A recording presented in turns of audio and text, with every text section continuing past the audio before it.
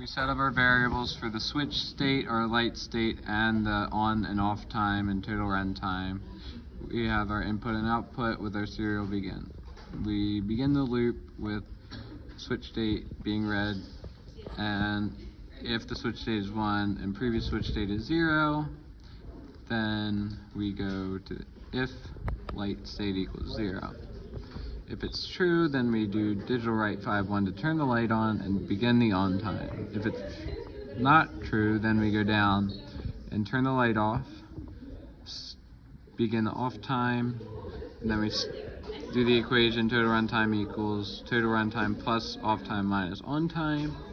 Then we do our serial print for the total runtime. Then we delay it 50 milliseconds, and we put previous switch state equals switch state.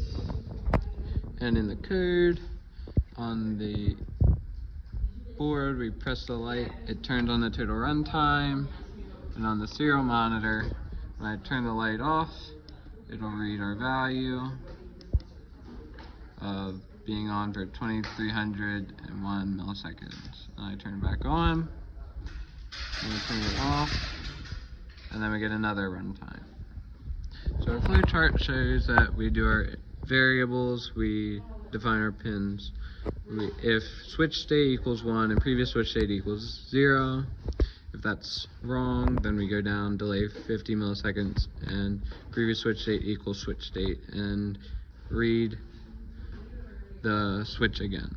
If it's true, then we determine whether light state is 0. If it is no, then we digital write 5-0, light state now equals 0, beginning the off time equals total runtime plus off time minus on time, serial print total runtime. If it's yes, then we turn on the light and begin our on time. And then we run this loop over and over again.